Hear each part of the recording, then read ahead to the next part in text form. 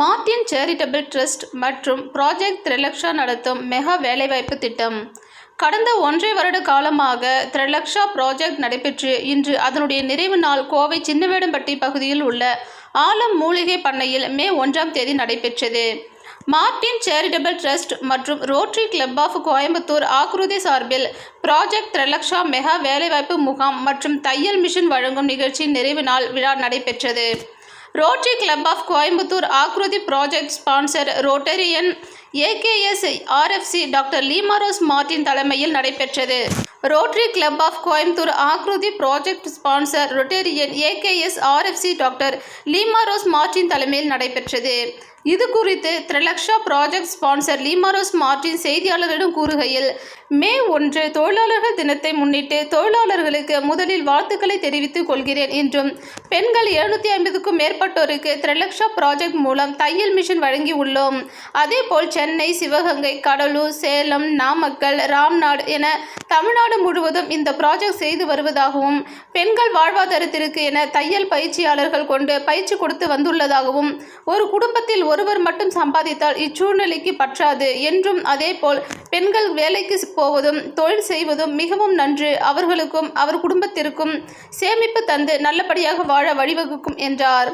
அதேபோல் எங்களது ஆக்ருதி சங்கத்தின் சார்பாக நாங்களே மஞ்சள் துணிகளை வாங்கி கொடுத்து அதனை தைத்தவுடன் அதனை குறைந்த விலைக்கு நாங்கள் எடுத்து அவர்களுக்கு ஒரு வாழ்வாதாரத்தை கொடுத்து வருகிறோம் என்றும், அதேபோல் அரைஸ் வங்கி, கனரா வங்கி போன்ற வங்கியில் கடன் கொடுப்பதற்காக முன் வந்துள்ளார்கள், அதனை பயன்படுத்தி கொள்ளுங்கள் என்றும் தெரிவித்தார். மேலும் இது போன்ற மலைவாழ் மக்களுக்கும் அனைத்து உதவிகளும் செய்து தருகிறோம். செய்திருக்கிறோம். அவர்கள் எங்கள் மீது மிகுந்த அன்பு காட்டி எங்களுக்கு நன்றி தெரிவித்தார்கள் என்று கூறினார். மேலும் த்ரிலக்ஷா ப்ராஜெக்ட் சேர்மன் கவிதா கோபாலகிருஷ்ணன் செய்தியாளர்களிடம் கூறுகையில், ரோட்டரி இன்டர்நேஷனல் கிளப் மற்றும் அக்ருதி கிளப்பின் Trilaksha project sponsor Leema Rose Martin அவர்கள் மொத்தமாக ரூபாய் 70 லட்சம் மதிப்பில் த்ரிலக்ஷா ப்ராஜெக்ட் திட்டத்தில் 750க்கும் மேற்பட்ட தையல் இயந்திரம் கொடுத்துள்ளதாகவும், இதற்கு முழு ஒத்துழைப்பு கொடுத்தும் நிகழ்ச்சி சிறப்பாக நடைபெற காரணமாக இருந்த அனைவருக்கும் நன்றி தெரிவிப்பதாக கூறினார். மேலும் அடுத்த புதிய திட்டமாக மக்களுக்கு ரூபாய் 300 மதிப்பில் மார்டின் டயாலிசிஸ் சென்டர் திட்டம் கொண்டு வருவதாக அவர் தெரிவித்தார். இந்நிகழ்ச்சியில் Rotary club of Coimbatore Aakruti தலைவர் ஆஷா ராவ், செயலாளர் கோதை பாலாஜி, உமன் என்பவர் men wing head Smith Roshan, மாவட்ட இயக்குனர் Gokulraj, assistant governor Sampathkumar, Anandaraman, Muthuraja, GGR Aravind, community service chairman Varadharajan மற்றும் கனரா அரைஸ் வங்கி மேலாளர்கள், பயனாளர்கள் என ஏராளமானோர் கலந்து கொண்டனர். வணக்கம். இன்னைக்கு மே தினம், தொழிலாளர் தினம். வாழ்த்துக்களை தெரிவித்துக் கொள்கிறேன். இருந்தாலும் பெண்களுக்காக முக்கியமாக த்ரிலக்ஷா ப்ராஜெக்ட்னு ஆரம்பிச்சோன்னாங்க. 1.5 வருஷமாக போயிட்டுருக்குது. இது பெண்களுக்காகவே நாங்கள் 750 தையல் மிஷின் வாங்கி கொடுத்து ஒவ்வொருத்தவங்களுக்கு டீச்சர்ஸ் 3 பேர் வச்சுருந்தோம்.